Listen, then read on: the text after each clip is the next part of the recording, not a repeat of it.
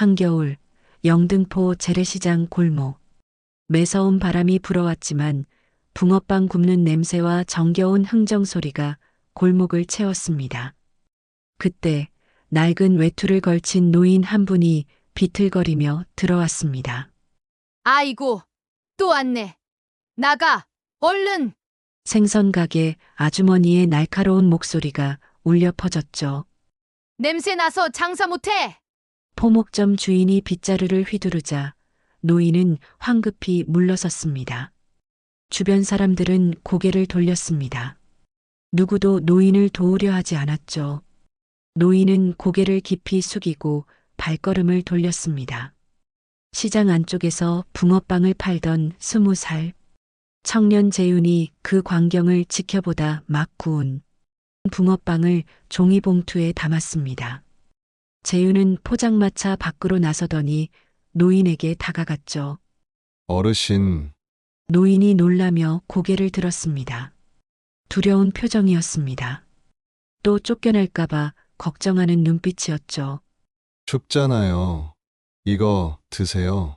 재윤이 따뜻한 붕어빵 봉투를 내밀었습니다. 김이 모락모락 피어오르고 있었죠. 돈이 없네. 노인의 목소리는 떨렸습니다. 그냥 드리는 거예요. 재윤의 목소리는 따뜻했죠. 노인은 붕어빵을 꼭 끌어안으며 떨리는 눈가를 손등으로 조심스레 훔쳤죠.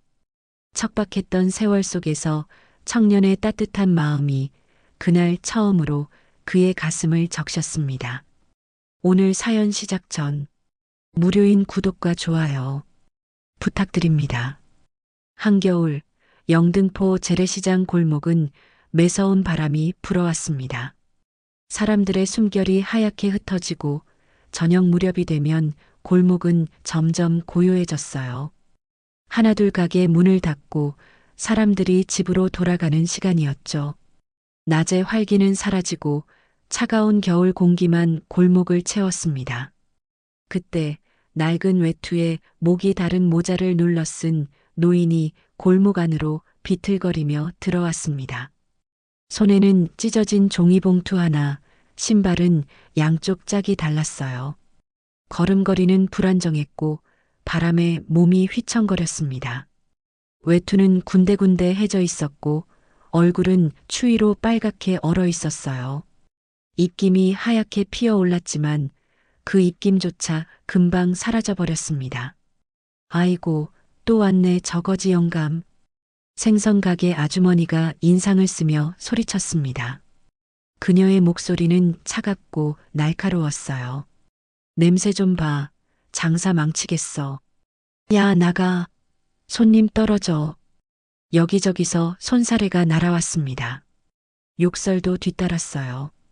채소가게 주인도 고개를 저으며 노인을 쳐다봤습니다. 과일가게 아저씨는 아예 돌아서서 가게 안으로 들어가 버렸어요. 노인은 움찔하며 발걸음을 멈췄습니다. 그의 얼굴엔 수치심과 슬픔이 교차했어요. 하지만 그는 포기하지 않았습니다. 떨리는 목소리로 간청했어요. 잠깐만 불 좀 쬐면 안 될까요? 너무 춥습니다. 손이 얼어서. 노인의 목소리는 떨렸습니다. 간절한 목소리였어요. 손은 빨갛게 얼어 있었고 손가락을 움직이는 것조차 힘들어 보였습니다. 하지만 포목점 주인은 빗자루를 들고 달려왔습니다. 됐다니까? 얼른 꺼져요. 여기서 무슨 불을 쬐? 냄새나서 장사 못해. 손님들 다 도망간다고. 포목점 주인이 빗자루를 휘두르자 노인은 황급히 뒤로 물러섰어요. 비틀거리며 균형을 잡았습니다. 하마터면 넘어질 뻔했죠. 주변 사람들은 그 광경을 보며 고개를 돌렸어요. 누구도 노인을 도우려 하지 않았습니다. 그저 눈을 피하고 모른 척했어요. 에이, 불쌍하긴. 근데 어쩌겠어. 저러니까 젖꼴이지. 맞아. 일이라도 하지 그래. 젊을 때 놀았으니까 저렇게 됐겠지. 사람들은 수군거렸습니다. 노인에 대한 동정은 없었어요. 오히려 비난만 쏟아졌습니다. 노인은 고개를 깊이 숙이고 발걸음을 돌렸습니다. 얼굴에 붙은 눈발이 그대로 얼어붙었어요. 어깨는 축 처졌고 걸음은 더욱 느려졌습니다. 추위에 떨며 골목을 빠져나가려는 노인의 뒷모습은 참으로 외로워 보였습니다. 세상에 홀로 남겨진 사람처럼요. 그때 붕어빵 굽는 냄새가 바람을 타고 퍼졌습니다. 달콤하고 고소한 냄새였어요. 들깨가루의 은은한 향과 팥의 달콤한 냄새가 섞여 있었습니다. 노인은 그 냄새를 맡으며 잠시 멈춰 섰어요. 고개를 들어 냄새가 나는 쪽을 바라봤습니다. 그의 눈빛이 흔들렸어요. 시장 안쪽 작은 포장마차 한 대가 불을 밝히고 있었습니다. 최미숙의 포장마차였어요. 낡았지만 깨끗하게 관리된 포장마차였고 그 안에서 붕어빵을 굽는 연기가 피어올랐습니다. 따뜻한 불빛이 창문 너머로 새어나왔어요. 강재윤은 포장마차 안에서 그 모든 광경을 지켜보고 있었습니다. 20살 청년의 얼굴엔 안타까움이 가득했어요. 노인이 쫓겨나는 모습을, 사람들이 욕하는 모습을, 그리고 홀로 걸어가는 외로운 뒷모습을 보며 가슴이 아팠습니다. 재윤은 반죽을 젓던 손을 멈췄습니다. 그리고 종이봉투를 꺼내 막 구운 붕어빵을 담았어요. 김이 모락모락 피어올랐죠. 황금빛으로 구워진 붕어빵이었습니다. 따끈따끈한 붕어빵 5개를 봉투에 넣었어요. 어머니, 잠깐 다녀올게요. 응? 어디 가니? 금방 올게요. 재윤은 포장마차 밖으로 나갔습니다. 찬바람이 얼굴을 때렸지만 그는 멈추지 않았어요. 노인은 여전히 그 자리에 서서 붕어빵 굽는 연기를 바라보고 있었습니다. 가고 싶지만 갈 수 없는 듯 그 자리에 얼어붙어 있었어요. 그의 눈빛엔 그리움과 배고픔이 뒤섞여 있었습니다. 어르신, 재윤이 부르자 노인이 놀라며 고개를 들었습니다. 두려운 표정이었어요. 또 쫓겨날까봐 걱정하는 눈빛이었죠. 본능적으로 한 걸음 뒤로 물러섰습니다. 손을 가슴 앞에 모으고 움츠러든 자세를 취했어요. 춥잖아요. 이거 드세요. 재윤이 붕어빵이 담긴 봉투를 내밀었습니다. 따뜻한 김이 봉투에서 피어올랐어요. 노인은 잠시 망설였습니다. 믿을 수 없다는 표정이었어요. 돈이 없네, 돈이 한 푼도. 노인의 목소리는 떨렸습니다. 부끄러움과 미안함이 섞인 목소리였어요. 그냥 드리는 거예요. 받으세요. 재윤의 목소리는 따뜻했습니다. 진심이 담긴 목소리였어요. 노인은 떨리는 손으로 붕어빵을 받았습니다. 그의 눈가가 흔들렸어요. 얼어붙은 손으로 따뜻한 봉투를 잡는 순간 그의 눈에 눈물이 맺혔습니다. 안에 들어오세요. 불 좀 쬐고 가세요. 이렇게 추운데 밖에 계시면 안 돼요. 재윤은 포장마차 커튼을 젖히고 노인을 안으로 안내했습니다. 노인은 주저하며 따라왔어요. 안에는 작은 난로가 타고 있었습니다. 따뜻한 열기가 포장마차 안을 채우고 있었어요. 최미숙이 고개를 들어 노인을 바라봤습니다. 놀라지 않았어요. 오히려 자연스럽게 미소를 지었습니다. 그녀의 얼굴엔 따뜻함이 가득했어요. 재윤아, 누가 오셨어? 추워서 잠깐 들어오셨어요. 그래. 앉으세요. 손 좀 녹이고 가세요. 최미숙은 새로 구운 붕어빵을 하나 더 꺼냈습니다. 김이 모락모락 피어올랐어요. 황금빛으로 빛나는 붕어빵이었습니다. 이것도 드세요. 따뜻할 때 먹어야 맛있어요. 노인은 두 손으로 붕어빵을 받아들고 말없이 고개를 숙였습니다. 오랜만에 느껴보는 사람의 온기였어요. 세상이 자신을 버렸다고 생각했는데 이렇게 따뜻한 사람들이 있었습니다. 포장마차 안은 고요했습니다. 난로 불빛이 따뜻하게 타올랐고 붕어빵 냄새가 포장마차 안을 가득 채웠어요. 노인은 붕어빵을 한 입 베어 물었습니다.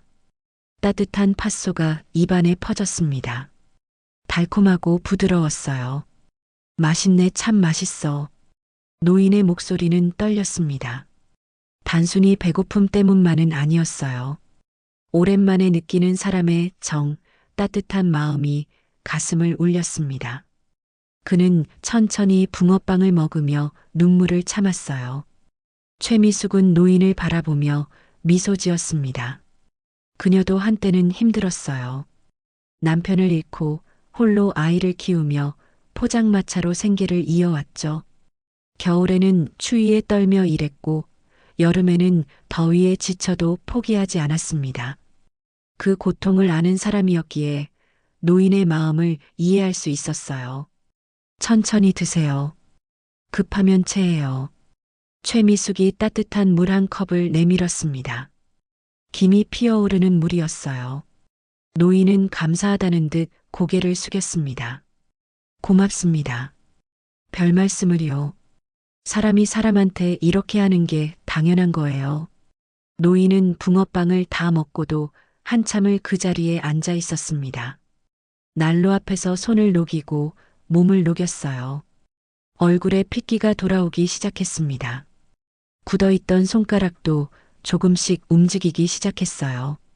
재윤과 최미숙은 말없이 일을 이어갔습니다. 노인을 쫓아내지 않았어요. 한참 뒤 노인이 천천히 일어섰습니다. 몸이 많이 녹았는지 표정이 한결 밝아져 있었어요. 정말 고맙습니다. 오래 기억하겠습니다.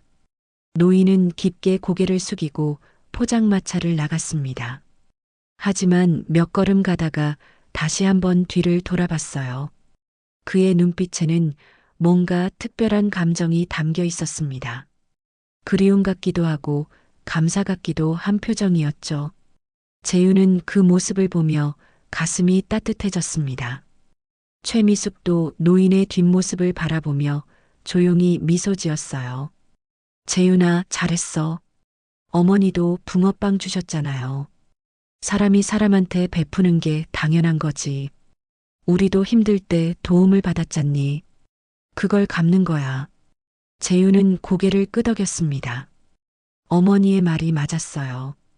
그들도 힘들었지만 그래도 나눌 수 있는 마음은 있었습니다. 그날 밤 포장마차를 정리할 시간이었습니다. 어머니, 오늘도 고생 많으셨어요.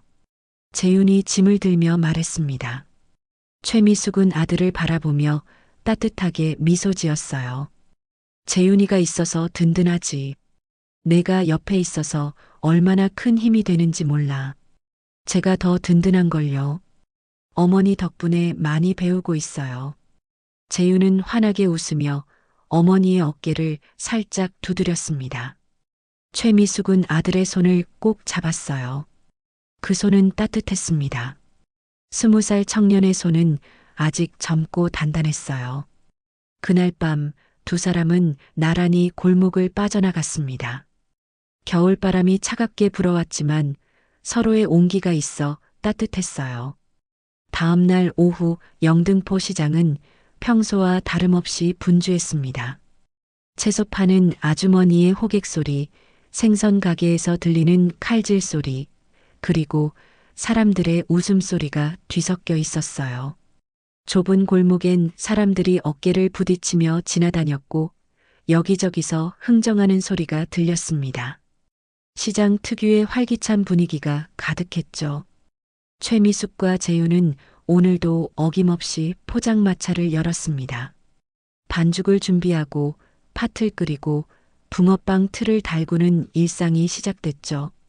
하지만 오늘 아침부터 최미숙의 표정은 평소와 달랐어요. 무언가 생각에 잠긴 듯 멍하니 허공을 바라보는 시간이 많았습니다. 재윤아, 오늘은 날씨가 추워서 손님이 많을 거야. 반죽 좀 더 준비해놔.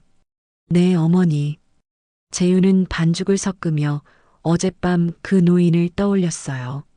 그 슬픈 눈빛, 떨리는 목소리. 왠지 마음 한구석이 무거웠습니다. 어머니도 마찬가지인 것 같았어요.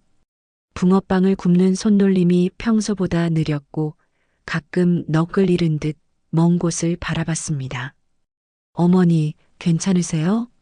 응? 아, 괜찮아. 그냥 좀 피곤해서 그래. 최미숙은 억지로 미소를 지었지만 재윤은 알 수 있었어요. 어머니가 무언가를 걱정하고 있다는 것을요. 하지만 더 묻지 않았습니다. 어머니가 말하고 싶을 때까지 기다리기로 했죠. 오후 3시쯤 시장 입구가 갑자기 술렁이기 시작했어요. 사람들이 웅성거리며 무언가를 바라보고 있었습니다. 채소 가게 아주머니가 놀란 목소리로 말했어요. 어머, 저게 뭐야? 저런 차가 왜 여기 와? 재윤은 고개를 들어 그쪽을 바라봤어요. 그리고 눈이 휘둥그레졌습니다. 검은색 벤츠 여러 대가 줄지어 시장 입구에 서 있었어요. 고급스러운 차량들이 좁은 시장 골목과는 전혀 어울리지 않았습니다. 차체는 반짝반짝 빛났고 번호판도 특별해 보였어요. 저게 무슨 일이야? 혹시 무슨 단속 나온 거 아니야? 아니면 방송 촬영하러 온 건가? 시장 사람들이 수군거렸습니다. 모두가 그 차들을 신기하게 바라봤어요. 이런 고급 차량이 시장에 오는 일은 거의 없었거든요. 차 문이 열리고 양복을 차려입은 사람들이 내렸어요. 검은 양복에 넥타이를 맨 그들은 주변을 살피며 뭔가를 확인하는 듯 했습니다. 그 뒤로 한 노인이 천천히 차에서 내렸어요. 재윤은 숨이 멎는 듯 했습니다. 그 노인은 바로 어젯밤 붕어빵을 받아간 그 사람이었어요. 하지만 지금의 모습은 완전히 달랐습니다. 낡은 외투 대신 고급스러운 캐시미어 코트를 입고 있었고 주변엔 비서로 보이는 사람들이 에워싸고 있었습니다. 그의 자세는 당당했고 걸음걸이는 위험이 있었어요. 저 사람 어제 그분 아니에요? 재윤이 놀라 말했습니다. 최미숙도 그쪽을 바라봤어요. 그녀의 얼굴이 순간 하얗게 질렸습니다. 손에 들고 있던 국자가 떨어질 뻔했죠. 그녀는 그 자리에 얼어붙은 듯 꼼짝도 하지 못했어요. 노인은 천천히 포장마차 쪽으로 걸어왔습니다. 시장 사람들은 모두 그 행렬을 바라보며 길을 비켜줬어요. 저 사람이 누구길래 저런 차를 타고 왔을까? 혹시 무슨 일이 생긴 건 아닐까? 궁금증과 긴장감이 시장 전체를 감쌌습니다. 저 사람 누구야?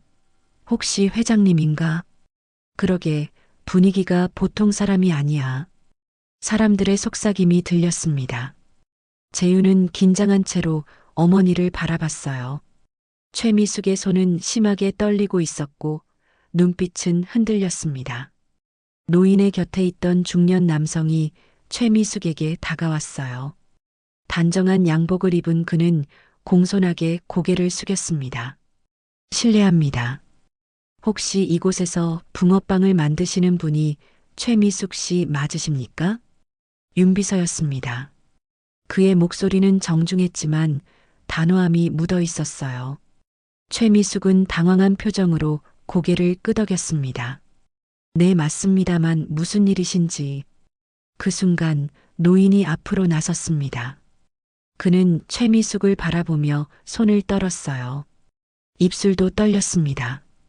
말을 하려는데 목소리가 나오지 않는 것 같았죠.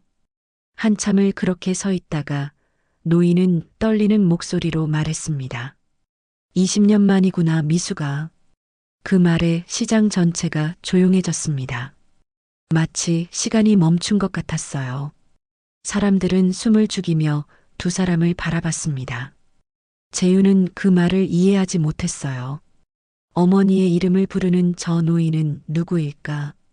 어떻게 어머니를 알까? 재윤은 혼란스러운 마음으로 어머니를 바라봤습니다. 최미숙의 눈에 눈물이 고였어요. 그녀는 입술을 깨물며 노인을 바라봤습니다. 믿을 수 없다는 표정이었죠. 손은 여전히 떨리고 있었고 얼굴은 창백했습니다. 그녀의 입술이 파르르 떨렸어요. 어머니, 이분을 아세요? 재윤이 조심스럽게 물었습니다.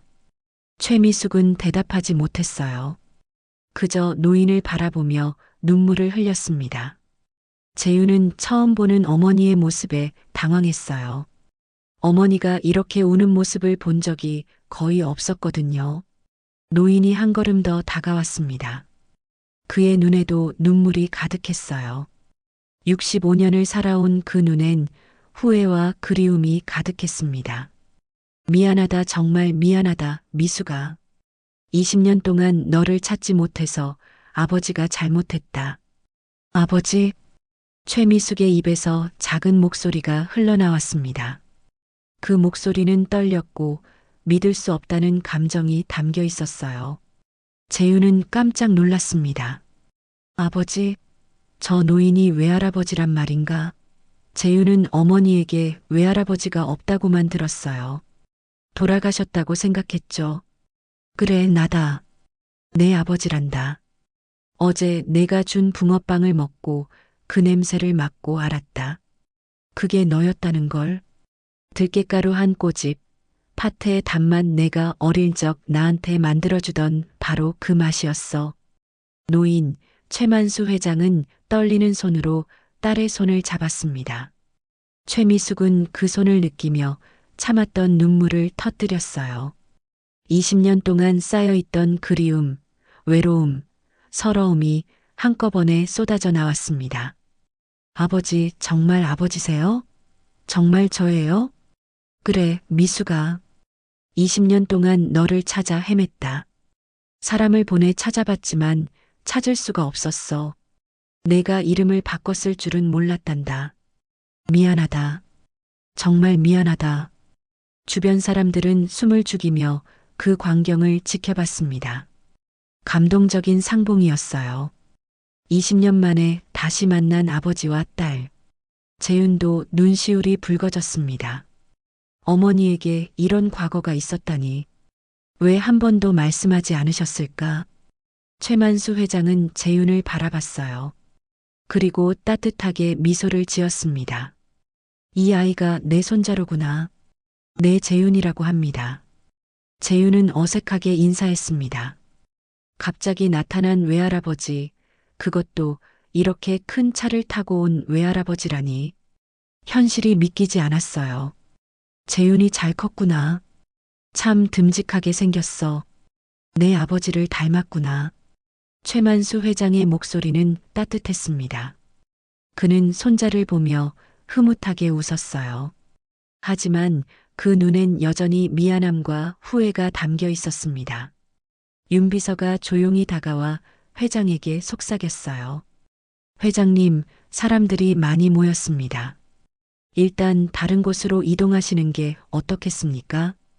최만수 회장은 고개를 끄덕였습니다. 그리고 최미숙을 바라봤어요. 미숙아, 우리 천천히 이야기 좀 하자. 할 말이 너무 많구나. 너한테 사과할 것도 설명할 것도 많아. 최미숙은 눈물을 닦으며 고개를 끄덕였습니다. 재윤은 어머니의 손을 꼭 잡았어요. 어머니가 흔들리지 않도록 곁에서 지켜주고 싶었습니다. 그날 오후 포장마차는 문을 닫았습니다. 최미숙과 재윤은 최만수 회장과 함께 조용한 찻집으로 향했어요. 시장 사람들은 그 모습을 지켜보며 수군거렸습니다. 붕어빵 장수 미숙 씨에게 저런 아버지가 있었다니. 그것도 저렇게 큰 차를 타고 다니는 분이라니. 재벌인가 봐. 시장엔 소문이 빠르게 퍼져나갔습니다. 조용한 찻집 안 창가 자리에 세 사람이 앉아 있었습니다. 최만수 회장은 따뜻한 차를 한 모금 마시고는 천천히 입을 열었어요. 그의 목소리엔 깊은 후회가 묻어 있었습니다. 미숙아, 20년 전 그날을 기억하니? 최미숙은 고개를 끄덕였어요. 어떻게 잊을 수 있겠습니까? 그날은 그녀의 인생이 완전히 바뀐 날이었으니까요. 재윤은 두 사람의 대화를 조용히 들으며 차를 마셨습니다. 아버지께서 제과 공장을 운영하실 때였죠. 저는 28이었고 그분을 만났어요. 최미숙의 목소리는 떨렸습니다. 그분, 재윤의 아버지를 말하는 것이었어요.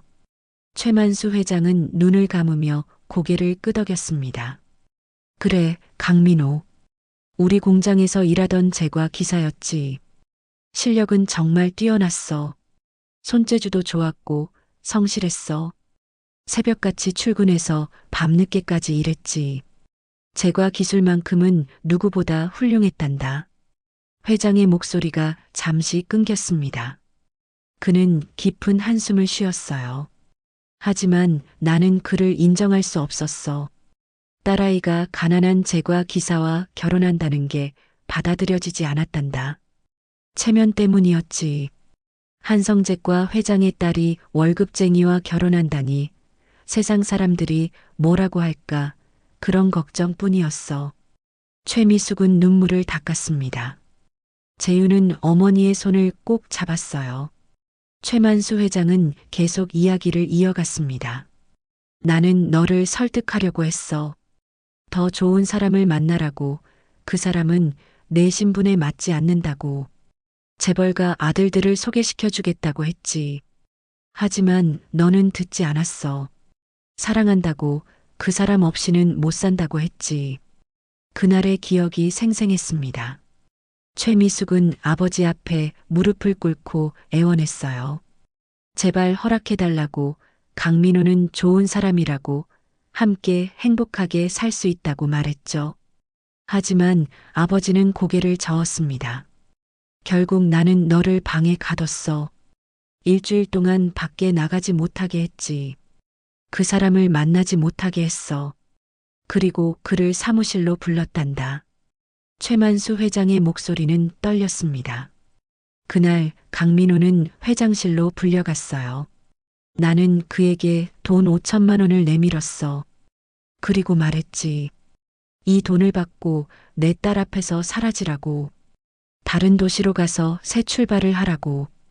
최미숙의 눈에서 눈물이 흘러내렸습니다. 강민호는 그 돈을 거절했어요. 그는 최만수 회장 앞에 무릎을 꿇고 말했죠. 미숙을 사랑한다고, 평생 책임지겠다고, 행복하게 해주겠다고요. 하지만 나는 그의 말을 듣지 않았어. 오히려 화가 났지. 감히 내 딸을 어떻게 책임진다는 거냐고, 가진 것도 없는 주제에 사랑을 말하냐고 소리를 질렀단다. 최만수 회장은 그날 강민호를 당장 해고했습니다. 그리고 다시는 발을 들이지 못하도록 지시했지. 그리고 누군가가 제과업계에 내 영향력을 사용했어. 서울에 있는 모든 제과 공장, 제빵소, 케이크 가게에 연락을 돌렸지. 강민호라는 사람을 절대 채용하지 말라고. 만약 그를 고용하면 우리 한성제과와 거래를 끊겠다고 협박했단다. 재윤은 숨이 막혔습니다. 그렇게까지 했다니. 최미숙은 떨리는 목소리로 말했어요. 민호는 일자리를 찾아 서울 전역을 헤맸어요. 자신이 가장 잘하는 제과 일을 하고 싶었죠. 하지만 어디를 가도 문전박대였어요. 강민호는 작은 동네 빵집부터 큰 제과 공장까지 찾아다녔습니다. 이력서를 100통도 넘게 냈어요. 면접을 보러 가면 처음엔 관심을 보이던 사장님들도 그의 이름을 듣자마자 표정이 굳었습니다. 한 빵집 사장님은 민호에게 조용히 말했대요. 한성제과 회장이 당신을 찍었으니 우리 같은 작은 가게에선 감히 고용할 수 없다고요. 미안하다고 하더래요. 강민호는 무릎이 꺾였습니다. 자신 때문에 최미숙이 집에서 쫓겨났는데 그녀를 먹여 살릴 방법조차 없었던 거예요. 그는 밤마다 울었습니다. 자신의 무능력함에 사랑하는 사람을 지켜주지 못하는 자신에게요. 제발 한 번만 기회를 달라고 빌었대요. 무급으로 일해도 좋으니 제과 일을 하게 해달라고요. 하지만 어느 곳도 그를 받아주지 않았어요. 아버지의 영향력은 그만큼 컸으니까요. 최만수 회장은 고개를 떨구고 울었습니다. 내가 그 아이의 인생을 망쳐버렸어. 그가 가장 잘하는 일, 그가 평생 배우고 갈고 닦은 기술을 쓸 수 없게 만들어버렸단다. 내 고집 때문에, 내 체면 때문에. 결국 강민호는 공사판으로 갔습니다. 제과 기술자에서 막노동꾼이 된 거예요. 섬세한 손놀림으로 케이크를 만들던 그 손으로 이제는 무거운 시멘트 자루를 나르고 벽돌을 쌓았습니다. 첫날 공사장에서 돌아왔을 때 민호의 손은 피투성이었어요. 물집이 잡히고 터져서 피가 흘렀죠. 저는 그 손을 보고 울었어요. 케이크 위에 생크림을 얹던 그 아름다운 손이 이제는 굳은 살과 상처투성이가 됐어요. 최미숙의 목소리는 떨렸습니다. 강민호는 아팠지만 참았어요. 최미숙 앞에서는 웃으며 괜찮다고 했습니다. 조금만 참으면 좋아질 거라고, 언젠가는 다시 빵을 만들 수 있을 거라고 말했죠. 하지만 그 언젠가는 오지 않았어요. 민호는 하루 5시간만 자면서 일했어요. 공사장 일이 끝나면 대리운전을 했고 주말엔 청소일도 했어요. 제가 일은 할 수 없었으니까 할 수 있는 일이라면 뭐든지 했어요. 재유는 주먹을 꽉 쥐었습니다. 아버지가 그렇게 고생했다니. 그것도 자신이 가장 잘하는 일을 할 수 없어서요. 겨울이 가장 힘들었어요. 공사장은 추웠고 장갑을 껴도 손이 얼었어요. 민호의 손가락은 동상에 걸렸고 밤마다 통증 때문에 잠을 이루지 못했어요. 최미숙도 일을 했습니다. 임신한 몸으로 편의점 야간 알바를 했어요. 하지만 두 사람의 수입을 합쳐도 한 달에 100만 원이 채 되지 않았습니다.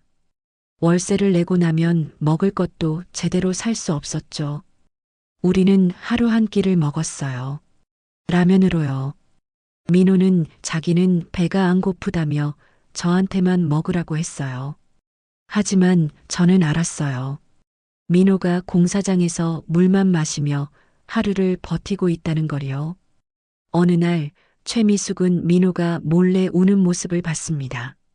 화장실에 앉아서 얼굴을 손으로 가리고 흐느끼고 있었어요. 그는 중얼거렸습니다. 미안하다고, 미숙을 이렇게 힘들게 해서 미안하다고요. 저는 그날 민호를 꼭 안아줬어요. 그리고 말했죠. 괜찮다고, 우리는 사랑하니까 이겨낼 수 있다고요. 그리고 재윤이가 태어났습니다. 작은 산부인과에서요. 출산 비용도 제대로 없어서 정부 지원을 받아야 했습니다. 강민호는 아들을 안고 울었어요. 행복하다고, 이제 가족이 생겼으니 더 열심히 살겠다고 다짐했죠. 하지만 그 행복은 한 달도 가지 못했어요. 민호는 과로와 수면 부족으로 몸이 망가져 있었어요. 새벽 3시 대리운전을 하던 중 졸음운전 트럭을 피하지 못했어요. 강민호는 그 자리에서 숨을 거뒀습니다. 29의 나이에요. 제과 기술자로 꿈을 펼쳐보지도 못한 채 사랑하는 가족을 위해 몸이 부서지도록 일하다가 세상을 떠났습니다. 장례식장에서 민호의 손을 봤어요. 굳은 살과 상처투성이인 그 손이 이제는 차갑게 식어 있었어요. 저는 그 손을 잡고 빌었어요. 제발 다시 돌아와 달라고요. 최만수 회장은 얼굴을 손으로 가리고 울었습니다. 내가 죽였어. 내가 그 아이를 죽인 거나 마찬가지야. 내 고집 때문에, 내 교만 때문에 그 젊은 청년이 꿈도 펼쳐보지 못하고 죽었어. 미안하다, 미숙아. 정말 미안하다. 최미숙은 아버지의 손을 잡았습니다. 20년이 지났지만 그 아픔은 여전했어요. 민호는 죽는 순간까지 제과 기술자의 꿈을 버리지 않았어요. 병원 침대에서 마지막으로 한 말이 언젠가 다시 빵을 만들고 싶다는 거였어요. 그게 마지막 말이었어요. 재유는 눈물을 흘렸습니다. 만나보지 못한 아버지, 하지만 그렇게 치열하게 살다 간 아버지를 생각하니 가슴이 무너졌어요. 재윤아, 내 아버지는 훌륭한 사람이었어. 끝까지 책임을 다하려 했고 사랑하는 사람을 지키려 했지. 나는 그런 그를 짓밟았단다. 용서받을 수 없는 일을 저질렀어. 최만수 회장의 목소리는 떨렸습니다. 세 사람은 서로를 바라보며 눈물을 흘렸습니다. 20년이라는 세월, 그 속에 담긴 고통과 후회가 흘러내렸어요. 찻집에서의 만남 이후 며칠이 지났습니다. 최만수 회장은 딸과 손자를 다시 찾았다는 기쁨에 들떠 있었어요. 그는 최미숙을 정식으로 딸로 인정하고 싶었습니다. 20년 만에 돌아온 가족, 이제는 떳떳하게 세상에 알리고 싶었죠. 미수가 내일 기자회견을 하려고 한다. 내가 내 딸이라는 걸 세상에 알리고 싶어. 최만수 회장이 전화로 말했습니다. 최미숙은 당황했어요. 기자회견이라니 그렇게까지 해야 할까요? 아버지, 그냥 조용히 지내면 안 될까요? 굳이 세상에 알릴 필요가 있을까요? 아니야, 미숙아. 나는 20년 동안 너를 숨기고 살았어. 이젠 떳떳하게 내 딸이라고 말하고 싶단다. 그게 내가 할 수 있는 최소한의 보상이야. 최미숙은 고개를 끄덕였습니다. 아버지의 마음을 이해했어요. 재윤도 어머니의 손을 잡으며 말했습니다. 어머니, 할아버지 말씀이 맞아요. 이젠 떳떳하게 사세요. 다음 날 오후 한성재과 본사 대회의실에는 수많은 기자들이 모여 있었습니다. 카메라 플래시가 터지고 기자들은 웅성거렸어요. 무슨 중대 발표가 있다는 소식에 모두 긴장하고 있었죠. 최만수 회장이 단상에 올랐습니다. 그 옆엔 최미숙과 재윤이 서 있었어요. 최미숙은 떨렸습니다. 이렇게 많은 사람들 앞에 서본 적이 없었거든요. 재윤이 어머니의 손을 꼭 잡아줬습니다. 오늘 여러분께 중요한 발표를 하려고 합니다. 최만수 회장의 목소리가 회의실에 울려 퍼졌습니다. 기자들은 숨을 죽이고 그를 바라봤어요. 제 옆에 계신 분은 제 딸 최미숙입니다. 20년 전 저는 제 고집과 편견 때문에 딸을 잃었습니다. 하지만 이제 다시 만났고 정식으로 딸로 인정하려 합니다. 기자들 사이에서 술렁임이 일었습니다. 카메라 플래시가 미친 듯이 터졌어요. 최미숙은 눈을 감았습니다. 너무 밝았거든요. 그리고 이 청년은 제 손자 강재윤입니다. 이제부터 이들은 한성재과 가족의 일원으로 함께할 것입니다. 기자들이 손을 들며 질문을 쏟아냈습니다. 회장님, 따님과 20년 동안 연락이 끊긴 이유가 무엇입니까? 손자분은 한성재과 경영에 참여하실 계획이신가요? 따님의 재산 상속은 어떻게 되는 겁니까? 질문은 끝이 없었습니다. 최만수 회장은 차분하게 대답했어요. 과거의 잘못을 인정하고 이제는 가족과 함께하고 싶다고 말했습니다. 하지만 회사 안은 술렁였습니다. 특히 최연우 회장의 장남은 분노에 떨고 있었어요. 그는 회의실 밖에서 기자회견을 지켜보고 있었습니다. 그의 얼굴은 창백했고 주먹은 꽉 쥐어져 있었죠. 저 여자가 돌아왔어. 20년 만에.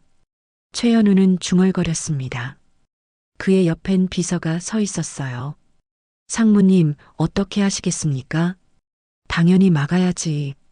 저 여자는 이미 집안을 버린 사람이야.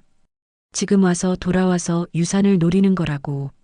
최연우는 치밀어 오르는 분노를 참았습니다. 그는 평생 아버지의 후계자로 준비해 왔어요.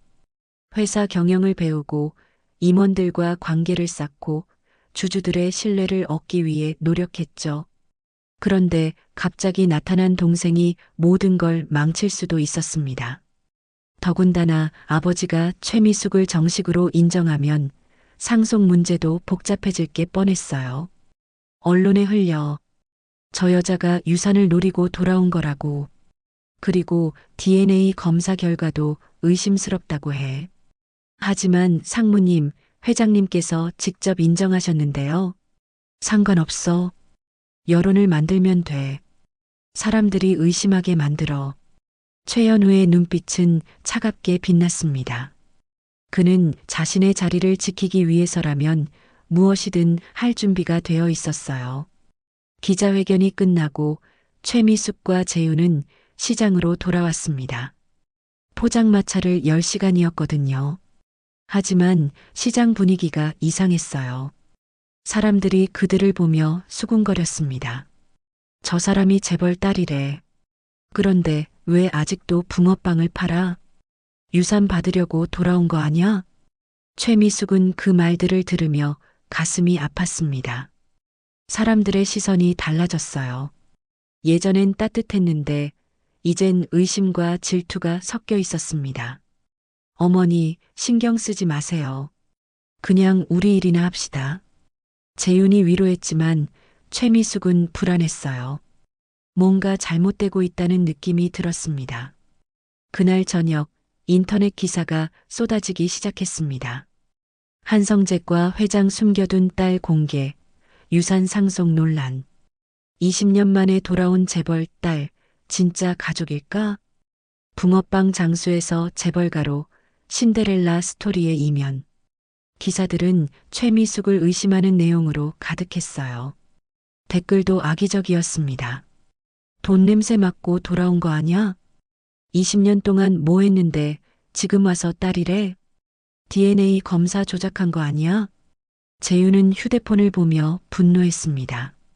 어머니를 이렇게 모욕하다니. 하지만 최미숙은 조용히 말했어요. 재윤아, 괜찮아. 사람들이 의심하는 건 당연해.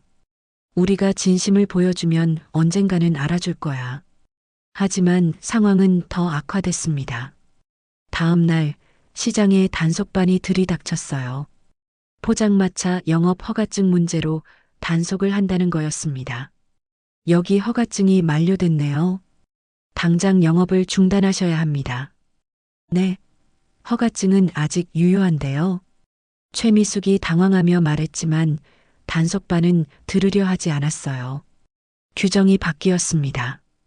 새로 신청하셔야 해요.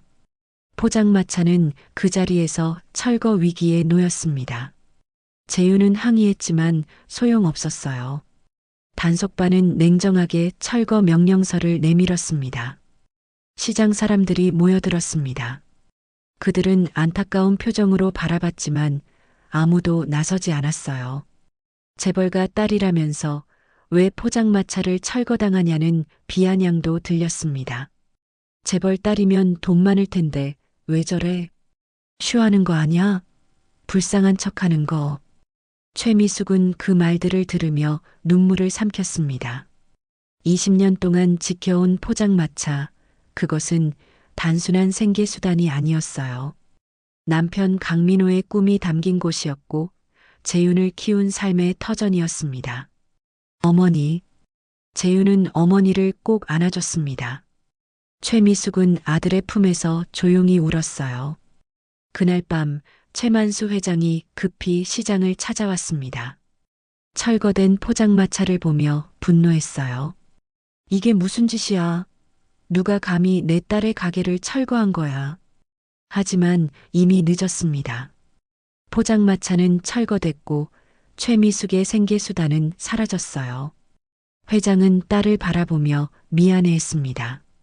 미숙아, 내가 지켜주지 못했구나. 또다시 너를 힘들게 했어. 아버지, 괜찮아요. 이건 아버지 잘못이 아니에요. 하지만 모두가 알고 있었습니다. 이것은 누군가의 계획된 공격이라는 것을요. 최미숙을 몰아내려는 누군가가 움직이고 있었습니다. 재윤은 주먹을 꽉 쥐었습니다. 이대로 당하고만 있을 수 없었어요. 그는 결심했습니다. 어머니를 그리고 이 가족을 지키겠다고요. 밤하늘엔 별이 없었습니다. 먹구름이 하늘을 덮고 있었어요. 세 사람은 철거된 포장마차 앞에 서서 앞으로 닥칠 시련을 예감했습니다. 포장마차가 철거되고 일주일이 지났습니다. 최미숙과 재윤은 생계수단을 잃었어요. 매일 아침 일어나면 시장에 나가는 게 습관이었는데 이젠 갈 곳이 없었습니다. 작은 월세방에서 두 사람은 막막한 시간을 보냈어요. 어머니, 제가 알바라도 구해볼게요. 재윤이 말했지만 최미숙은 고개를 저었습니다. 아니야, 재윤아. 내가 대학 복학 준비를 해야지. 엄마 걱정은 하지 마. 하지만 복학은커녕 당장 먹고 사는 게 문제였어요. 포장마차 철거로 수입이 끊겼고 저축해둔 돈도 얼마 남지 않았습니다. 재윤은 가슴이 답답했어요. 그때 최만수 회장이 찾아왔습니다. 그는 딸의 작은 월세방을 보며 마음이 아팠어요. 미수가 이런 곳에서 어떻게 사니? 우리 집으로 가자. 넓은 방도 많고 재윤이도 편하게 지낼 수 있어. 최미숙은 고개를 저었습니다. 아버지, 괜찮아요. 저희는 여기가 편해요. 20년 동안 이렇게 살았는걸요. 그래도 이젠 달라. 내가 내 딸인 걸 세상이 다 아는데 이렇게 살 순 없어. 최만수 회장은 간곡히 설득했지만 최미숙은 완강했어요. 그녀는 자존심이 있었습니다. 갑자기 재벌집에 들어가서 사는 게 편치 않았어요. 무엇보다 사람들이 뭐라고 할지 두려웠습니다. 아버지, 조금만 시간을 주세요. 천천히 생각해 볼게요. 회장은 할 수 없이 고개를 끄덕였습니다. 하지만 떠나기 전에 봉투 하나를 내밀었어요. 이건 생활비야. 받아. 아버지, 이건 못 받아요. 미수가 고집 부리지 마. 내가 내 딸이잖아. 아버지가 딸 걱정하는 게 이상한 일이니? 최미숙은 결국 봉투를 받았습니다. 하지만 마음이 무거웠어요. 이렇게 도움을 받는 게 싫었습니다. 스스로 살아온 20년이었는데 이제 와서 의존하는 게 자존심이 상했죠. 그날 저녁 뉴스가 터졌습니다. 재윤이 텔레비전을 켜자 뉴스에서 한성재과 이야기가 나오고 있었어요. 한성재과 회장, 건강 악화로 병원 이송. 과로와 스트레스가 원인으로 추정됩니다. 재윤과 최미숙은 깜짝 놀랐습니다. 방금 전까지 멀쩡하셨는데 갑자기 쓰러지셨다니. 최미숙은 급히 병원으로 달려갔어요. 병원 중환자실 앞에는 한성재과 임원들이 모여 있었습니다. 그 중심에 최현우가 서 있었어요. 그는 침통한 표정으로 고개를 숙이고 있었지만 눈빛은 차갑게 빛났습니다. 오빠. 최미숙이 다가가자 최현우는 그녀를 쳐다봤어요. 그의 눈엔 적대감이 가득했습니다. 내가 올 곳이 아니야. 오빠, 아버지는 어떻게 되신 거예요? 내가 돌아와서 스트레스를 받으신 거지. 20년 만에 나타나서 아버지 마음을 흔들어 놓더니 이제는 건강까지 망치셨어. 최현우의 목소리는 차갑고 날카로웠습니다. 주변 임원들도 최미숙을 곱지 않은 시선으로 바라봤어요. 그들은 최현우 편이었습니다.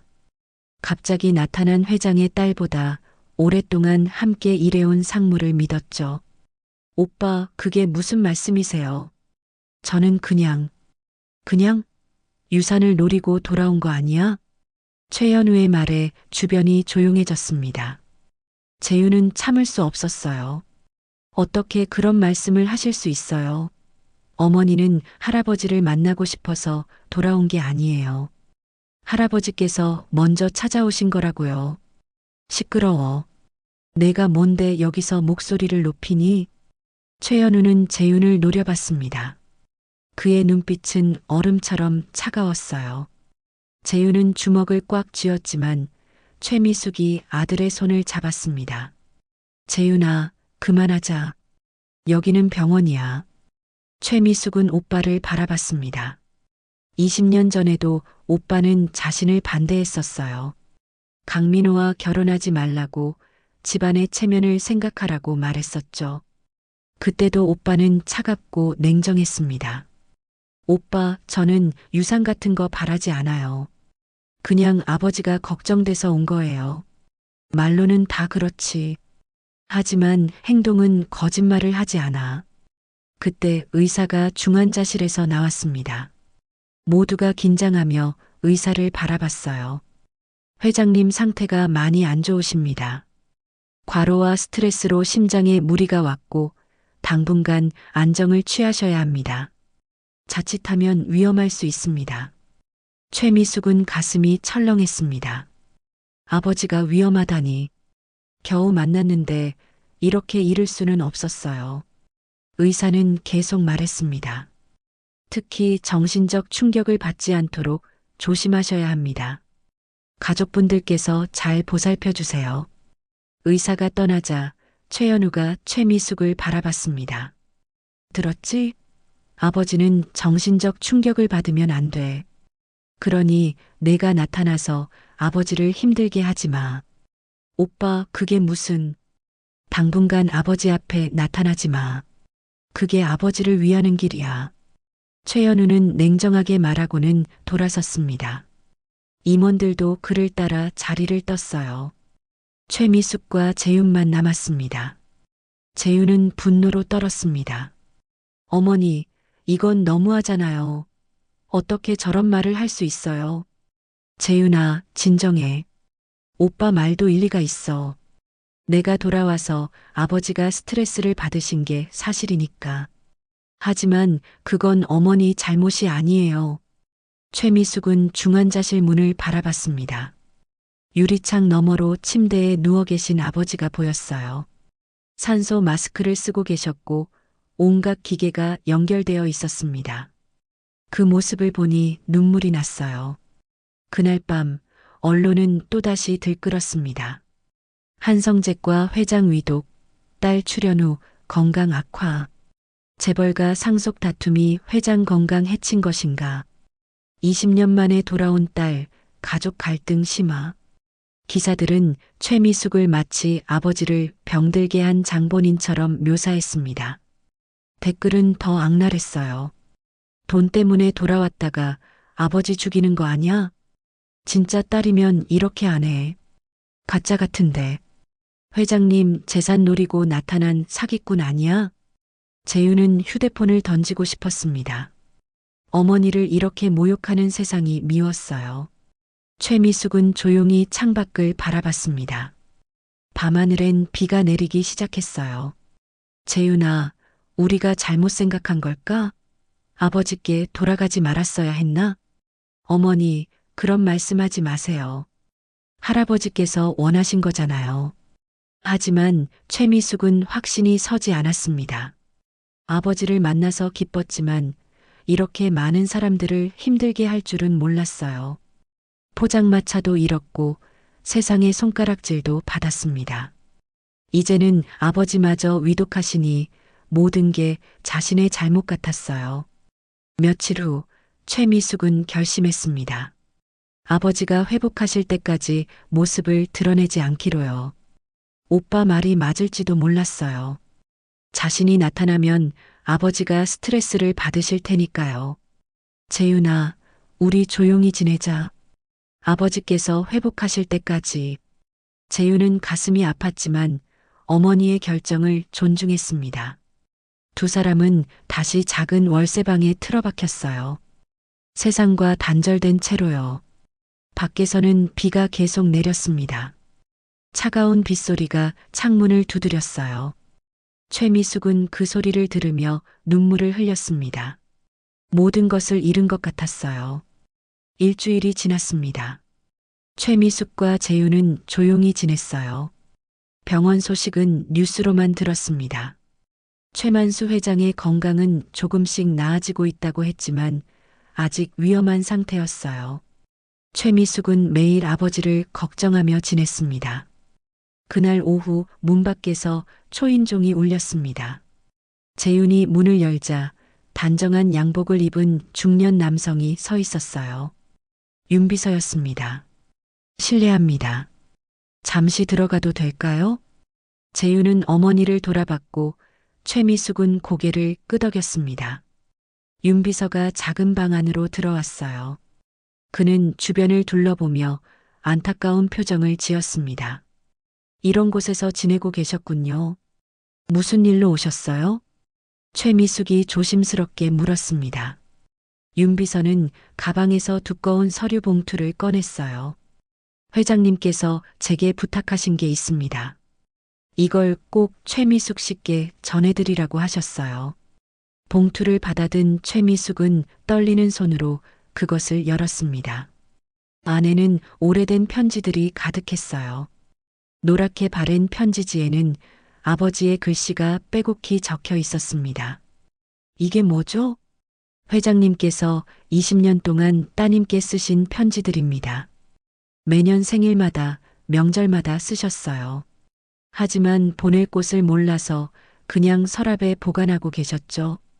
최미숙은 편지 한 장을 꺼내 읽기 시작했습니다. 첫 번째 편지는 20년 전 그녀가 집을 나간 직후에 쓴 것이었어요. 미숙아, 오늘도 내가 보고 싶구나. 내가 너무 고집을 부렸어. 내 행복보다 체면을 중요하게 생각한 내가 미워. 미안하다. 정말 미안하다. 편지를 읽는 최미숙의 눈에서 눈물이 흘러내렸습니다. 다음 편지는 재윤이 태어난 해에 쓴 것이었어요. 미숙아, 내가 아이를 낳았다는 소식을 들었어. 손자가 생겼다니 기쁘면서도 가슴이 아프구나. 내가 곁에서 지켜주지 못해서 미안해. 아이가 건강하게 자라길 바란다. 재윤도 편지를 읽으며 눈물을 흘렸습니다. 할아버지가 자신을 그렇게 생각하고 계셨다니. 윤 비서가 조용히 말했습니다. 회장님은 매일 따님을 찾으셨습니다. 사람을 보내 영등포 일대를 수없이 뒤졌지만 찾을 수가 없었어요. 강미숙이라는 이름으로 호적이 바뀌어 있었으니까요. 최미숙은 편지를 한 장 한 장 넘기며 읽었습니다. 아버지의 그리움, 후회, 미안함이 고스란히 담겨 있었어요. 마지막 편지는 그녀를 만나기 직전에 쓴 것이었습니다. 미숙아, 오늘 시장에서 붕어빵 냄새를 맡았어. 그 냄새가 너무 익숙해서 따라갔지. 혹시나 하는 마음으로. 그리고 너를 봤어. 20년 만에. 내일 다시 가서 확인할 거야. 내가 맞다면 무릎 꿇고 용서를 빌겠어. 윤 비서는 계속 말을 이었습니다. 회장님께서는 20년 동안 한 번도 따님을 잊으신 적이 없습니다. 최연우 상무님께서는 회장님께 새 출발을 하라고, 딸은 이미 떠났으니 잊으라고 말씀하셨지만 회장님은 듣지 않으셨어요. 재윤은 깜짝 놀랐습니다. 그럼 외삼촌이 할아버지께 어머니를 잊으라고 했다는 건가요? 그렇습니다. 최연우 상무님은 따님의 존재가 회사에 악영향을 미칠까봐 걱정하셨죠. 그래서 회장님께 계속 말씀하셨어요. 이미 떠난 사람은 잊고 회사 경영에 집중하시라고요. 최미숙은 오빠가 그렇게까지 했다는 사실에 충격을 받았습니다. 윤 비서는 가방에서 또 다른 서류를 꺼냈어요. 그리고 이것도 보셔야 합니다. 20년 전 사건의 진실입니다. 서류에는 놀라운 내용이 적혀 있었습니다. 20년 전 최미숙이 집을 나갔을 때 최만수 회장은 사실 딸을 쫓아내려고 한 게 아니었어요. 그날 밤 회장은 마음을 바꿔 강민호를 다시 부르려고 했습니다. 딸의 행복이 더 중요하다고 생각했거든요. 하지만 최연우 상무님께서 막으셨습니다. 회장님 몰래 강민호 씨에게 거짓으로 전화를 걸었어요. 회장님께서 절대 용서하지 않을 거라고, 다시는 연락하지 말라고 협박했죠. 재윤은 분노로 떨었습니다. 그럼 외삼촌이 아버지를 내쫓은 거예요? 그렇습니다. 그리고 강민호 씨가 제과업계에서 일하지 못하도록 압력을 넣은 것도 최연우 상무님의 지시였습니다. 회장님 명의로 협박 전화를 돌린 거죠. 최미숙은 믿을 수 없다는 표정으로 윤 비서를 바라봤습니다. 그럼 아버지는 그 사실을 모르셨다는 건가요? 회장님께서는 몇 년 후에야 알게 되셨습니다. 하지만 이미 늦었죠. 강민호 씨는 돌아가셨고 따님은 행방을 알 수 없었으니까요. 윤 비서는 또 다른 서류를 내밀었습니다. 이건 당시 통화 기록과 증거 자료들입니다. 회장님께서는 이 사실을 알고도 최현우 상무님을 용서하셨어요. 아들이니까요. 하지만 평생 죄책감에 시달리셨습니다. 재윤은 서류를 보며 주먹을 꽉 쥐었습니다. 외삼촌이 모든 것의 원인이었어요. 아버지가 그렇게 고생하고 어머니가 그렇게 힘들게 산 이유가 모두 외삼촌 때문이었습니다. 왜 이제야 이 사실을 말씀하시는 거예요? 최미숙이 떨리는 목소리로 물었습니다. 윤 비서는 조용히 대답했어요. 회장님께서 쓰러지시기 전에 제게 부탁하셨습니다. 만약 자신에게 무슨 일이 생기면 이 진실을 따님께 꼭 알려드리라고요.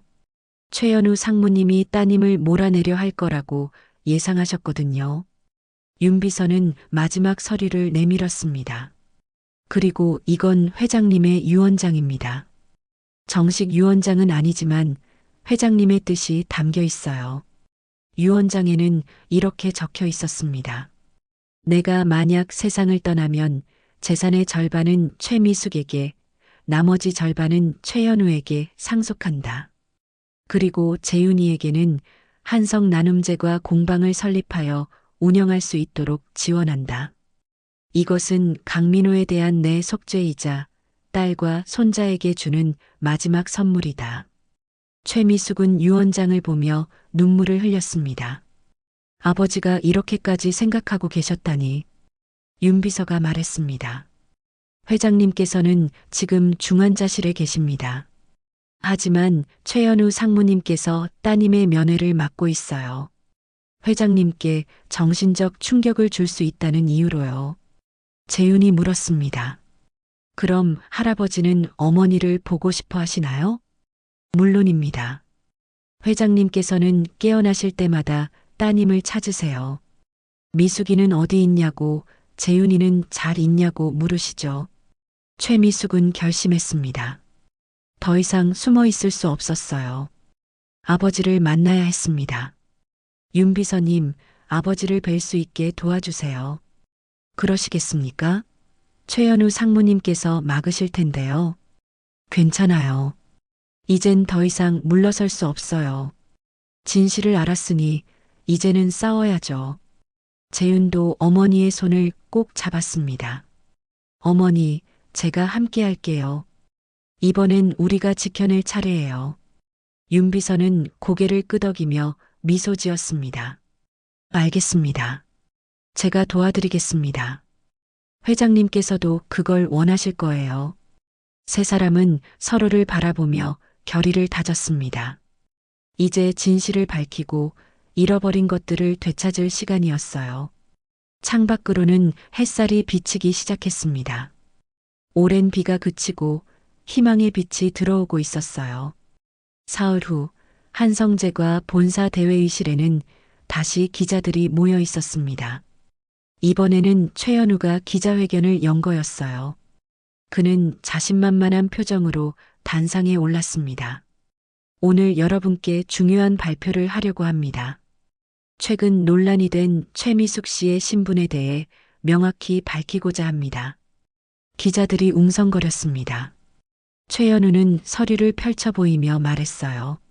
저희가 다시 조사한 결과 최미숙 씨가 제출한 DNA 검사 결과에 의문점이 발견됐습니다.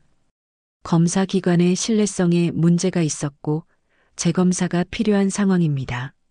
그 말에 기자들 사이에서 술렁임이 일었습니다. 카메라 플래시가 터졌어요. 따라서 한성제과는 최미숙 씨가 회장님의 친딸임을 공식적으로 인정할 수 없습니다. 이는 회사와 주주들을 보호하기 위한 불가피한 조치입니다. 최현우의 목소리는 단호했습니다. 그는 준비해온 발표문을 계속 읽어내려갔어요. 또한 최미숙 씨가 회장님의 재산을 노리고 접근했다는 정황도 포착됐습니다. 20년 동안 연락 한 번 없다가 회장님의 건강이 악화되자 갑자기 나타난 점이 의심스럽습니다. 기자들이 질문을 쏟아냈습니다. 그럼 DNA 검사가 조작됐다는 말씀이신가요? 회장님께서는 어떻게 생각하십니까? 최현우는 침착하게 대답했어요. 회장님께서는 현재 의식이 불분명하신 상태입니다. 정확한 판단을 내리기 어려운 상황이죠. 따라서 회사 경영진이 대신 결정을 내리게 됐습니다. 바로 그때 회의실 문이 열렸습니다. 최미숙과 재윤이 들어섰어요. 그리고 그 뒤로 윤 비서가 따라왔습니다. 모든 기자들의 시선이 그들에게 쏠렸어요. 잠깐만요. 최미숙의 목소리가 회의실에 울려 퍼졌습니다. 최현우는 깜짝 놀라며 그녀를 바라봤어요. 내가 여기 왜 왔어? 오빠, 거짓말은 이제 그만하세요. 최미숙은 단상으로 걸어갔습니다. 기자들은 숨을 죽이고 두 사람을 바라봤어요. 윤 비서가 앞으로 나서며 서류 뭉치를 들어 올렸습니다. 여러분께 진실을 말씀드리겠습니다. 20년 전 최미숙 씨가 집을 나가게 된 진짜 이유는 최현우 상무님 때문입니다. 회의실이 술렁였습니다. 윤 비서는 준비해온 자료들을 스크린에 띄우기 시작했어요. 20년 전 회장님께서는 마음을 바꾸셨습니다. 딸의 행복이 더 중요하다고 생각하시고 강민호 씨를 다시 부르려고 하셨죠. 하지만 최현우 상무님께서 막으셨습니다. 스크린에는 통화 기록이 나타났습니다. 최현우가 회장 명의로 여러 제과 업체에 전화를 걸어 강민호를 채용하지 말라고 협박한 기록이었어요. 이 통화 기록들은 모두 당시 회사 전화로 이루어진 것들입니다. 최현우 상무님께서 회장님 몰래 강민호 씨를 제과업계에서 매장시키셨습니다. 기자들이 웅성거렸습니다. 최현우는 얼굴이 창백해졌어요. 그건 거짓말이야. 증거를 조작한 거잖아. 조작이 아닙니다. 그때 또 다른 목소리가 들렸습니다. 회의실 문이 다시 열리고 휠체어에 앉은 최만수 회장이 들어왔어요. 모두가 깜짝 놀랐습니다. 병원에 누워 계셔야 할 회장님이 직접 나타난 거예요. 아버지, 최미숙이 달려갔습니다. 최만수 회장은 딸의 손을 꼭 잡았어요. 미수가 기다렸구나. 미안하다. 아버지, 괜찮으세요? 병원에 계셔야 하는 거 아니에요? 아니야. 이제 더 이상 숨어 있을 수 없어. 진실을 밝혀야 해. 회장은 휠체어를 타고 단상으로 올라갔습니다. 그리고 최현우를 바라봤어요.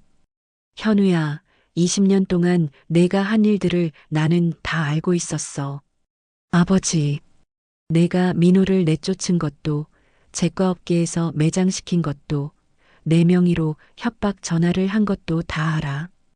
하지만 너는 내 아들이니까 용서하고 싶었어. 최만수 회장의 목소리는 떨렸습니다. 하지만 이번엔 선을 넘었어. 내 딸을 거짓말쟁이로 몰고 DNA 검사까지 조작됐다고 말하다니. 이건 용서할 수 없어. 최현우는 무릎이 꺾였습니다. 아버지의 눈빛이 너무 단호했어요. 아버지, 저는 그냥 회사를 지키려고. 회사를 지킨다는 핑계로 가족을 해쳤어. 내 딸을 20년 동안 고생하게 만들었고 내 사위를 죽음으로 몰아넣었어. 회장은 윤 비서에게 고개를 끄덕였습니다. 윤 비서가 또 다른 서류를 공개했어요. 이것은 20년 전 강민호 씨의 사망사고 조사 기록입니다. 강민호 씨는 과로로 인한 졸음운전 중 사고를 당하셨습니다. 그가 그렇게 과로한 이유는 제과업계에서 일자리를 구하지 못해 막노동과 대리운전을 병행했기 때문입니다. 재윤은 눈물을 흘렸습니다. 아버지의 죽음에 외삼촌이 연루되어 있었다니. 최현우 상무님의 방해가 없었다면 강민호 씨는 제과 기술자로 일하며 건강하게 살 수 있었을 겁니다. 하지만 상무님께서 그의 길을 막으셨고 결국 그는 과로로 사망하셨습니다. 기자들이 플래시를 터뜨렸습니다.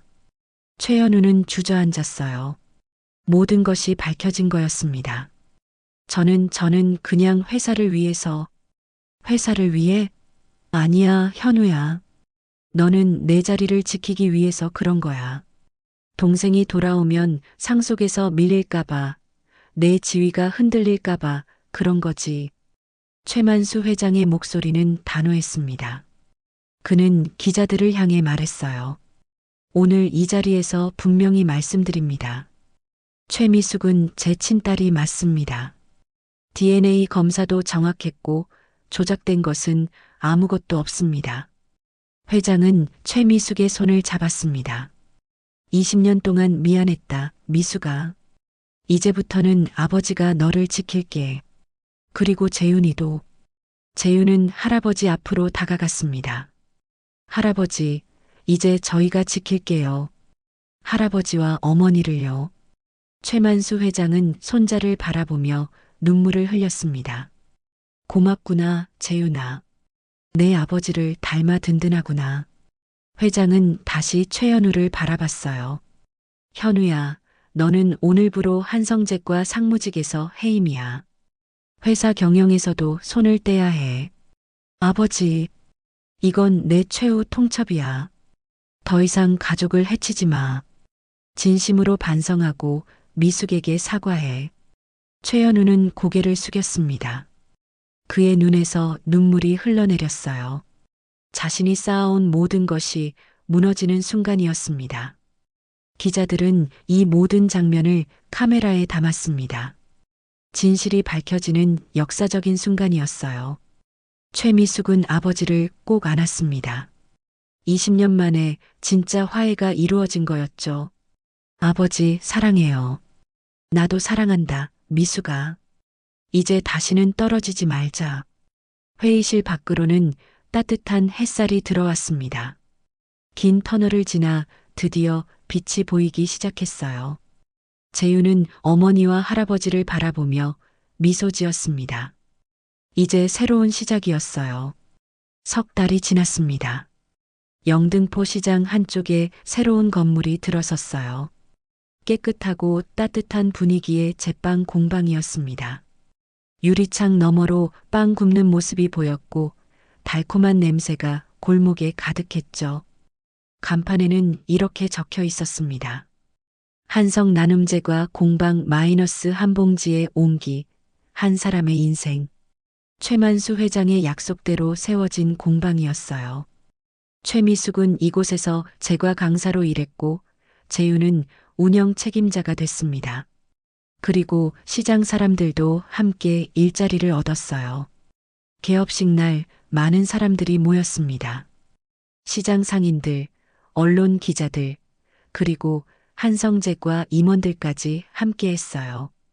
최만수 회장이 단상에 올랐습니다. 건강을 많이 회복하신 모습이었어요. 오늘 한성 나눔제과 공방을 열게 되어 감회가 깊습니다. 이곳은 단순한 제빵소가 아닙니다. 20년 전 제가 저질렀던 잘못을 조금이나마 갚는 곳입니다. 회장의 목소리는 떨렸습니다. 강민호, 내 사위는 훌륭한 제과 기술자였습니다. 하지만 저는 그의 꿈을 짓밟았고 그를 죽음으로 몰아넣었습니다. 이제라도 그의 뜻을 이어가고자 이 공방을 세웠습니다. 최미숙은 아버지 옆에 섰습니다. 그녀의 눈에는 눈물이 고여 있었어요. 이곳에서는 제과 기술을 무료로 가르칩니다. 경제적으로 어려운 분들, 새로운 출발을 원하는 분들께 기회를 드리고자 합니다. 이것이 민호에게 그리고 내 딸에게 드리는 저의 사과입니다. 사람들은 박수를 쳤습니다. 최미숙이 마이크 앞에 섰어요. 감사합니다. 제 남편 강민호는 빵 만드는 것을 정말 사랑했어요. 사람들이 행복해하는 모습을 보는 게 그의 기쁨이었죠. 이제 이곳에서 그 꿈을 이어가려고 합니다. 재윤도 앞으로 나왔습니다.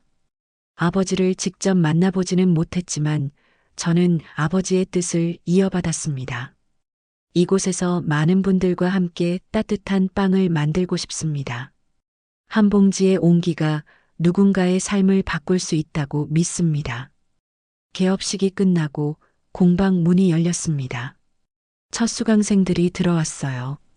젊은 청년부터 나이 든 어르신까지 다양했습니다. 모두 새로운 시작을 꿈꾸는 사람들이었죠. 자, 오늘은 기본 반죽부터 배워볼까요? 최미숙이 앞치마를 두르고 말했습니다. 그녀의 목소리는 밝았어요. 수강생들은 진지하게 그녀의 시범을 지켜봤습니다. 반죽할 때는 마음을 담아야 해요. 급하게 하면 빵도 그걸 알아요. 천천히 정성스럽게 만드는 게 중요합니다. 재윤은 옆에서 재료를 나눠주며 수강생들을 도왔어요. 그는 이제 제법 능숙한 모습이었습니다. 아버지의 피가 흐르는지 손놀림이 점점 좋아지고 있었어요. 수업이 끝나고 최미숙은 완성된 빵들을 포장했습니다. 이 빵들은 오늘 시장 어르신들께 나눠드릴 거예요. 여러분이 만든 첫 작품이니까 의미가 있죠. 수강생들은 뿌듯한 표정을 지었습니다. 자신들이 만든 빵이 누군가에게 전해진다는 게 기뻤어요. 저녁 무렵 최만수 회장이 공방을 찾아왔습니다. 그는 요즘 자주 이곳에 들렀어요. 딸과 손자가 일하는 모습을 보는 게 좋았거든요. 오늘은 어땠니? 좋았어요, 아버지. 수강생들이 열심히 배우더라고요. 최미숙이 차를 따라주며 말했습니다. 회장은 따뜻한 차를 마시며 주변을 둘러봤어요. 민호가 보면 좋아했을 거야. 이렇게 많은 사람들이 빵을 배우는 모습을. 그랬을 거예요. 민호는 제과 기술을 나누는 걸 좋아했으니까요. 최미숙의 눈가가 촉촉해졌습니다. 하지만 슬픈 눈물은 아니었어요. 그리움이 담긴 눈물이었죠. 그때 공방 문이 열리고 한 남자가 들어왔습니다.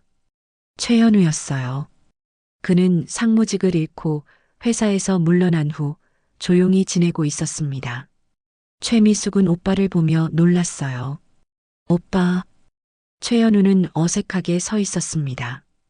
그는 한참을 망설이다가 입을 열었어요. 미숙아, 미안하다. 그 말에 공방이 조용해졌습니다. 최현우는 고개를 숙였어요. 20년 동안 내가 너무 잘못했어. 너를 괴롭혔고 민호를 죽음으로 몰아넣었어. 용서해달라는 말은 못하겠어. 내가 한 짓은 용서받을 수 없으니까. 최미숙은 오빠를 바라봤습니다. 원망할 수도 있었어요. 하지만 그녀는 깊이 숨을 들이쉬고 말했습니다. 오빠, 저도 많이 힘들었어요. 오빠 때문에 민호가 고생했고 저도 20년을 외롭게 살았죠. 하지만 이제는 놓아주고 싶어요. 미움으로는 아무것도 못 지켜요. 최현우는 눈물을 흘렸습니다. 동생의 너그러움에 가슴이 무너졌어요. 고맙다, 미숙아. 내가 평생 속죄하며 살게. 최만수 회장도 아들을 바라봤습니다. 현우야, 너도 새로운 출발을 해라. 아직 늦지 않았어. 최현우는 고개를 끄덕였습니다.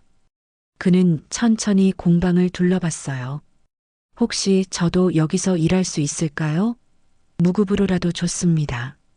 속죄하는 마음으로 일하고 싶습니다. 최미숙은 잠시 생각하다가 고개를 끄덕였어요. 좋아요, 오빠. 함께해요. 우리는 가족이니까요. 재윤도 외삼촌에게 다가갔습니다. 외삼촌, 저희 함께 일해요. 할아버지도 어머니도 원하시는 일이에요. 세 세대가 한자리에 모였습니다. 오랜 상처와 아픔이 있었지만 이제는 치유할 시간이었어요. 그해 겨울 한성 나눔제과 공방 앞에는 검은색 벤츠 여러 대가 줄지어 섰습니다. 하지만 이번엔 다른 의미였어요. 한성제과 임직원들이 봉사하러 온 거였습니다. 그들은 공방에서 만든 빵을 시장 어르신들께 나눠드렸어요. 최미숙은 붕어빵 틀 앞에 섰습니다. 20년 만에 다시 붕어빵을 굽는 거였어요. 들깨가루 한 꼬집, 팥에 묵직한 단맛. 강민호가 가르쳐준 그 방법 그대로였습니다. 민호야, 보고 있니? 우리 아들 재윤이가 이렇게 잘 자랐어. 그리고 내 꿈도 이렇게 이어지고 있어.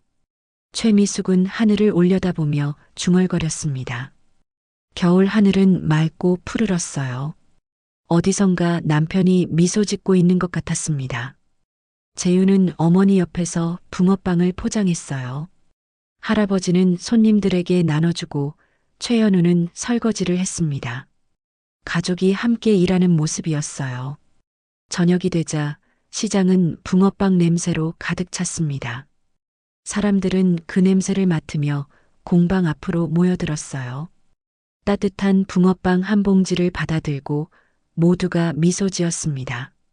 한 봉지의 온기가 이렇게 많은 사람을 행복하게 하는구나.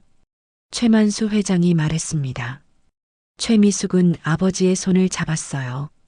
네, 아버지. 작은 것이지만 진심을 담으면 누군가의 삶을 바꿀 수 있어요. 그날 밤 가족은 함께 공방을 정리했습니다. 재윤이 마지막 불을 끄려는데 최미숙이 말했어요. 재윤아, 잠깐만. 그녀는 아들과 함께 창밖을 바라봤습니다. 겨울 골목엔 눈이 내리기 시작했어요. 하얀 눈송이가 가로등 불빛에 반짝였습니다. 어머니, 행복하시죠? 응, 정말 행복해. 내가 있고 아버지가 있고 이렇게 함께할 수 있어서. 재윤은 어머니를 꼭 안아줬습니다. 최미숙은 아들의 품에서 눈물을 흘렸어요. 이번엔 행복한 눈물이었습니다. 한겨울 영등포 시장 골목, 작은 공방에서 빛이 새어나왔습니다. 그 빛은 따뜻했고 희망을 담고 있었어요. 한 봉지의 붕어빵이 얼어붙은 마음을 녹였듯이 이제는 더 많은 이들에게 온기를 전하고 있었습니다. 잃었던 가족도 잃었던 사랑도 모두 다시 이어졌습니다. 그리고 새로운 이야기가 시작되고 있었어요. 오늘 이야기가 마음에 닿았다면 구독과 좋아요로 함께 해주세요. 여러분의 따뜻한 댓글이 달빛 사연가에게 큰 힘이 됩니다.